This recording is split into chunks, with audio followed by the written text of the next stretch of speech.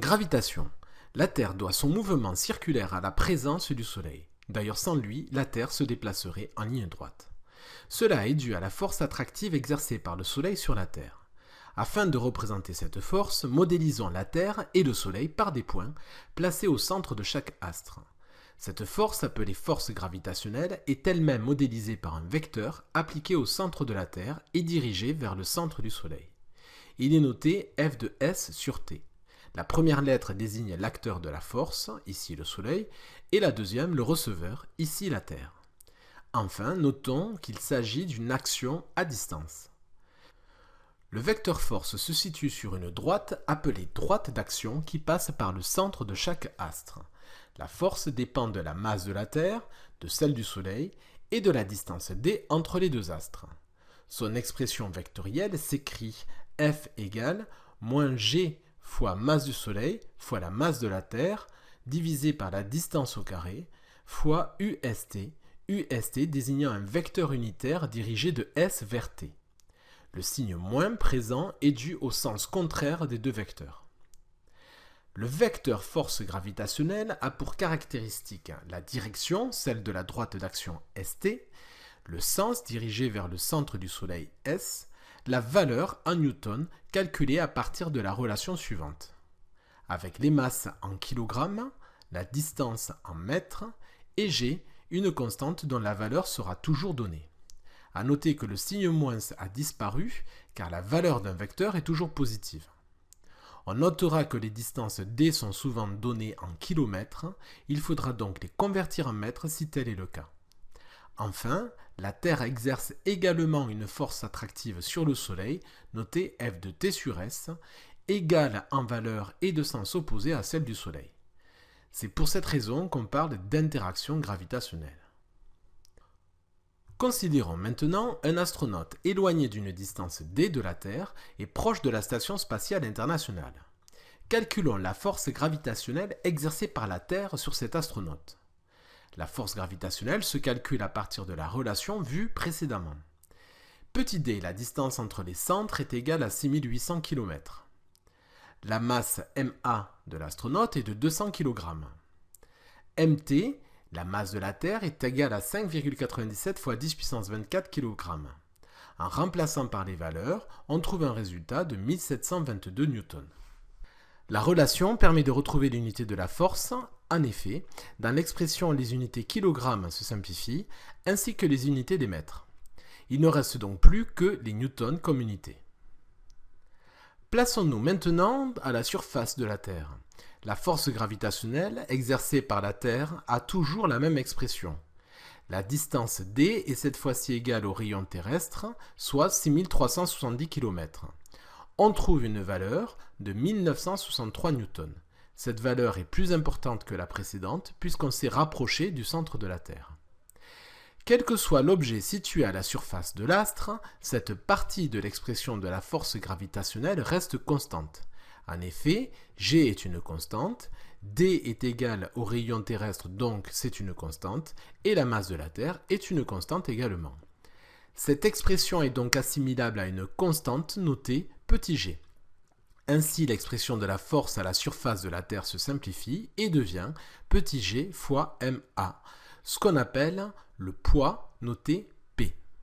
L'expression de G est donc égale à G fois mt sur RT au carré, soit, après calcul, égale à 9,81 Newton par kilogramme sur Terre.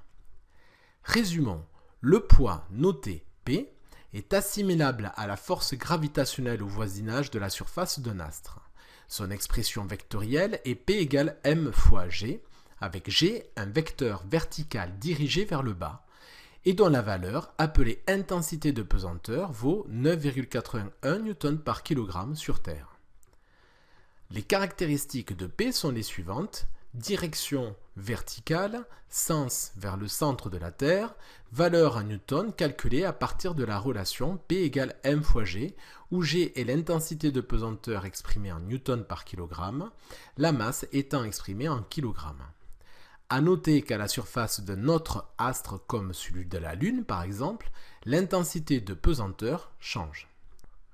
Retenons donc que la force gravitationnelle exercée par un corps A sur un corps B, corps modélisé par des points, placés en leur centre et séparés d'une distance d, est représentée par un vecteur noté f de A sur B qui a pour caractéristique la direction, qui est la droite d'action AB, passant par les centres, le sens dirigé vers le centre de A, la valeur calculée à partir de la relation suivante.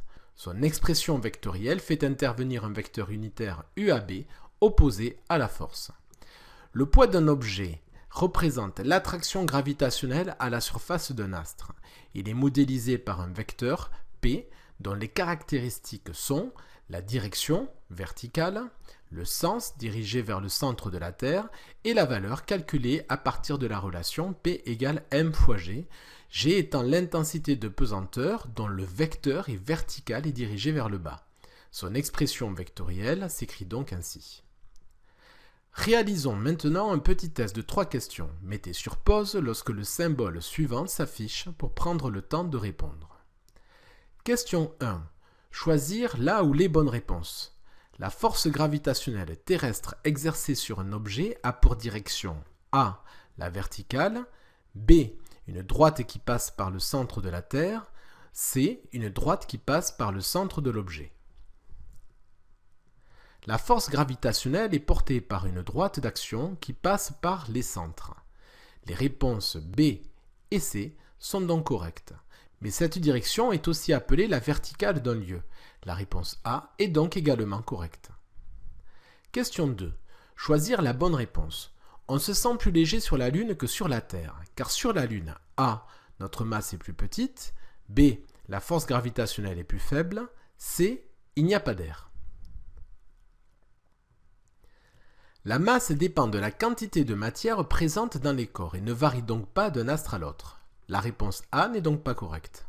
La force gravitationnelle ne dépend que des masses et de la distance et n'a donc rien à voir avec le vide. La réponse C n'est donc pas correcte. La force gravitationnelle est plus faible sur la Lune car sa masse est bien plus faible que celle de la Terre, environ 80 fois plus petite. La réponse B est donc correcte. Question 3. Choisir la bonne réponse.